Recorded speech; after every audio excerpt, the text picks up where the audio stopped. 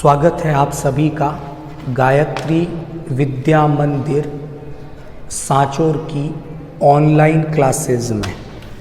अभी तक आपने हमारे YouTube चैनल को सब्सक्राइब नहीं किया है तो आज ही चैनल को सब्सक्राइब करें, वीडियो को पूरा देखें, ज़्यादा से ज़्यादा लाइक करें।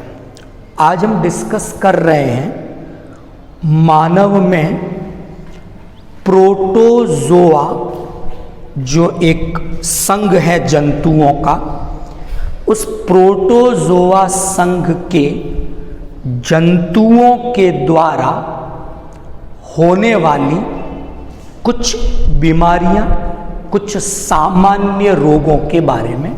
तो आज हम डिस्कस करेंगे प्रोटोजोअन डिजीज के बारे में।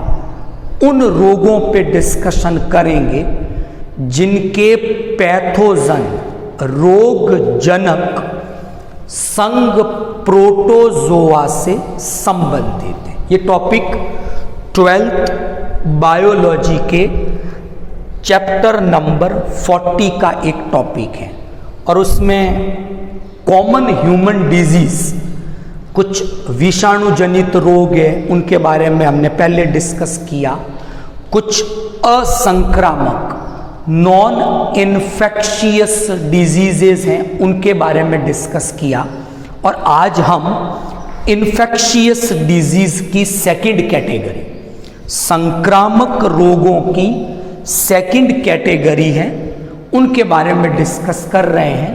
तो आज की स्टडी रहेगी मानव में प्रोटोजोअन डिजीज कौन सी हैं, कौन से प्रोटोजोआ के कारण होती हैं, ये डिस्कशन आज हम करेंगे। तो मैंने कुछ डिजीज के नाम लिखे हैं, जैसे अमीबॉयसिस, डायरिया, ट्रिपेनोसोमियासिस, लिस्मैनियासिस, और एक हम डिस्कस करेंगे मलेरिया डिजीज के बारे में। तो एक एक करके डिस्कस करते हैं। मैंने आपको जब वायरस डिजीज, विषाणु जनित रोगों के बारे में बताया था तब भी आपको ये डिस्कस किया था कि एग्जाम में 2 नंबर का एक क्वेश्चन इस यूनिट से पूछा जाता है। तो उसमें कॉलम दिए जाएंगे, कॉलम ए में कुछ रोगों के नाम दे दिए जाएं और कॉलम बी में उनके रोगजनक जो पैथोजेंस हैं उनके नाम दिए जाएं। तो आपको मिलान करने के बारे में पूछा जा सकता है। तो हो सकता है कुछ विषाणु जनित रोगों के नाम हो, कुछ प्रोटोजोआ जनित रोगों के नाम हो, कुछ जीवाणु जनित रोगों के नाम हो सकते हैं। तो उस हिसाब से ये टॉपिक एक इम्पोर्टेंट टॉपिक बन जाता है। जब तक हम इनको डिटेल नहीं पढ़ेंगे, कौन सा रोग है, प्रोटोजोआ जनित है कि विषाणु जनित है कि जीवाणु जनित है, तब तक हम इस तरह के क्वेश्चंस अटेंड नहीं कर पाते। तो आज हम डिस्कस करेंगे प्रोटोजोअन डिजीज के बारे में। पहली डिजीज है अमीबॉयसिस, हिंदी में आप इसे अमीबिया पेचिस इस नाम से जानते हैं। तो पहली जो डिजीज अभी हम डिस्कस करेंगे उस डिजीज का नाम है अमीबिया पेचिस अमीबॉयसिस। अब इस डिजीज में जिस प्रोटोजोअन के कारण ये डिजीज होती है उस प्रोटोजोअन का नाम है एंट अमीबा हिस्टोलिटिका। तो ये तो हो गया इसका रोगजनक। अब एजेंट कैसे स्वस्थ व्यक्ति में ये एंट अमीबा हिस्टोलिटिका एंटर करे, तो इसकी एक ट्रोफोजोइट स्टेज होती है, ट्रोफोजोइट। तो अपनी जो ट्रोफोजोइट स्टेज है, इस अवस्था में ये सामान्यतः हाउस फ्लाई जो घरेलू मक्खी है उसके द्वारा स्वस्थ व्यक्ति में एंटर करता है कि ट्रोफोजोइट्स इसके थे और हाउस फ्लाई उन वस्तुओं पे बैठकर खाने की वस्तुओं पे बैठी और ऐसा भोजन करने से एक स्वस्थ व्यक्ति में इस एंट अमीबा हिस्टोलिटिका की ट्रोफोजोइट स्टेट एंटर कर जाती है और जनरली ये एंटर करती है इंटेस्टाइन में।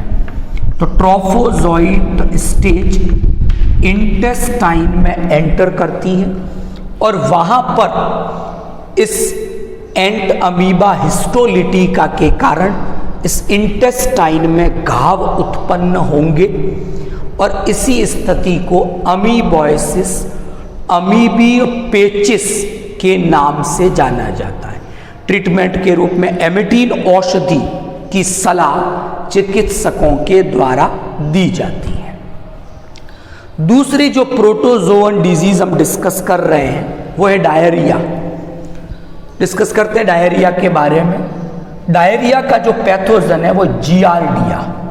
जियार्डिया को सामान्यतः कॉमन रूप से इसे grand old man of intestine, तो नाम से क्लियर है ये इंटेस्टाइन का एक परजीवी है, पैरासाइट है।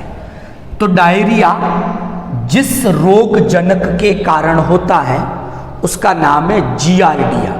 फ्लैजिलेट प्रोटोजोअन है, मतलब जियार्डिया में गमन के लिए फ्लैजिला कशाभ उपस्थित होते हैं और जो एंट अमीबा हिस्टोलिटिका है उसमें गमन के लिए स्यूडोपोडिया प्रेजेंट है। तो फ्लैजिलेट है ये, इंटेस्टाइन में सामान्य रूप से पाया जाने वाला एक परजीवी है। तो जियार्डिया इसकी एक प्रजाति है लैम्बिया, जियार्डिया लैम्बिया।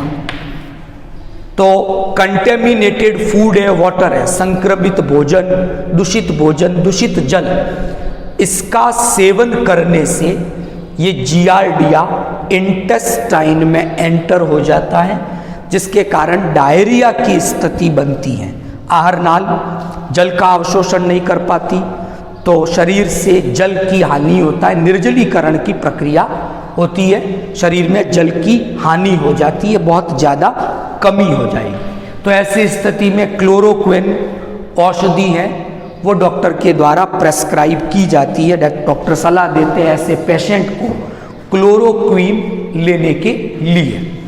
अब हम बात करेंगे जो तीसरी प्रोटोजोअन डिजीज है जिसका नाम है ट्रिपेनोसोमियासिस। इसे हम sleeping sickness, African sleeping sickness, अनिद्रा रोग के नाम से जाना जाता है।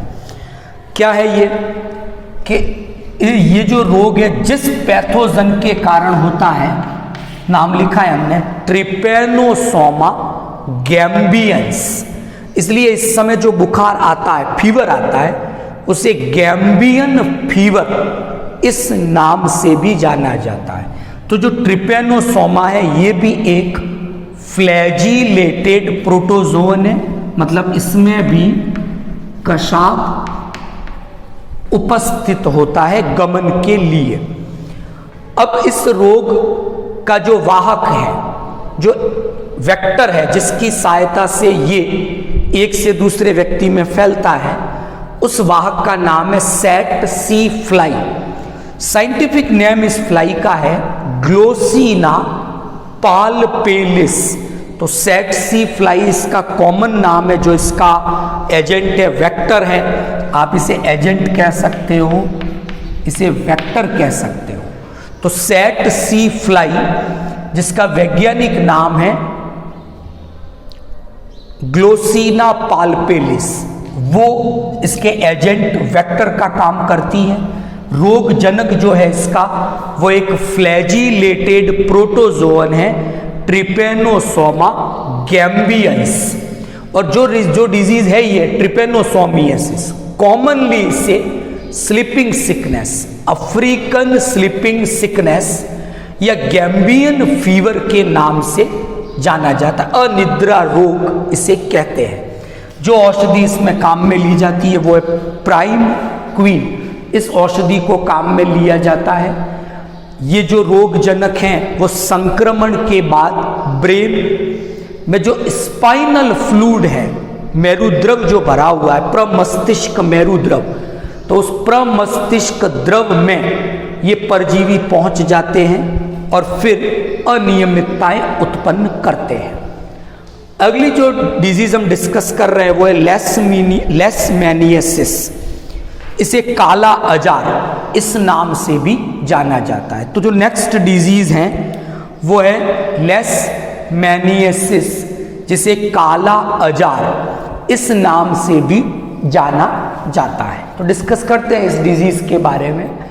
तो जो लेशमैनियासिस है, इसका जो पैथोजन है उसका नाम है लिस्मानिया डोनोवानी। जीनस है इसका लिस्मानिया, प्रजाति है इसकी डोनोवानी। ये भी एक फ्लैजिलेट प्रोटोजोन है, यानी इसमें भी गमन के लिए फ्लैजिला कशाप उपस्थित होते हैं।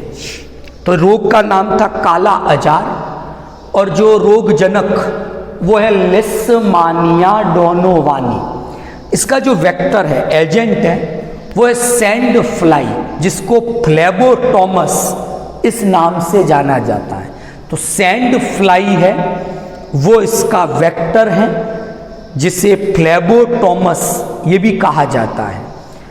तो ये जो लिस्मानिया डोनोवानी है, ये जो प्रोटोजोन है, ये हमारे शरीर में एंटर करने के बाद जो रेटिकुलो एंडोथीलियल सिस्टम है, कौन सा सिस्टम? रेटिकुलो एंडोथीलियल सिस्टम, वहां पर ये पहुंच जाता है और अनियमितताएं उत्पन्न करता है। तो अभी 4 डिजीज डिस्कस की, एक अभी मैं डिस्कस करूंगा मलेरिया लास्ट में। तो यहां मोटे रूप से मैं बात करूं तो मुझे क्या दिखता है, डिजीज का नाम और पैथोजन कौन सा है, ये एक तो जानकारी हमें होनी चाहिए। जैसे अमीबिया पेचिस या अमीबोइसिस, तो पैथोजन एंट अमीबा हिस्टोलिटिका। डायरिया डिजीज का नाम तो पैथोजन जियार्डिया लैम्बिया। ट्रिपेनोसोमियासिस, जिसे अफ्रीकन स्लीपिंग सिकनेस कहा है, पैथोजन का नाम ट्रिपेनोसोमा गैम्बियंस। चौथी डिजीज लिस्मैनियासिस, काला अजार, और रोगजनक का नाम लिस्मानिया डोनोवानी। तो एक चीज तो ये याद हो। दूसरी बात, एजेंट अगर कोई है, वेक्टर वाहक, तो उसका नाम, जैसे इस स्थिति में हाउस फ्लाई, इस स्थिति में संक्रमित या दूषित भोजन या जल, इस स्थिति में भी वही था। स्लीपिंग सिकनेस में एक फ्लाई है सेट सी फ्लाई, जिसका साइंटिफिक नेम ग्लोसिना पाल्पेलिस। और लिस्मानिया डोनोवानी, काला अजार की जब बात कर रहे थे तो उसमें फ्लेबोटोमस सैंड फ्लाई। फिर संक्रमित भाग क्या है, यहाँ इंटेस्टाइन, यहाँ भी इंटेस्टाइन। यहाँ पर मैंने कहा था सेरिब्रो स्पाइनल फ्लूइड, प्रमस्तिष्क मेरुद्रव यानी ब्रेन, वो संक्रमित हो रहा है। जबकि काला अजार में जो संक्रमित हो रहा है वो संक्रमित हो रहा है कौन? Reticulo endothelial system. तो ये 4 प्रमुख प्रोटोजोअन डिजीज हमने डिस्कस की। उसके बाद एक डिजीज आती है मलेरिया, मलेरिया फीवर। ये भी एक कॉमन सी बीमारी है। और मलेरिया जो फीवर है या जो मलेरिया डिजीज है, ये भी एक प्रोटोजोअन डिजीज है और उस प्रोटोजोन का नाम है प्लाज्मोडियम। प्लाज्मोडियम पैरासाइट प्रोटोजोअन है, जिन्हें फाइलम प्रोटोजोआ के सब फाइलम स्पोरोजोआ में रखा गया है।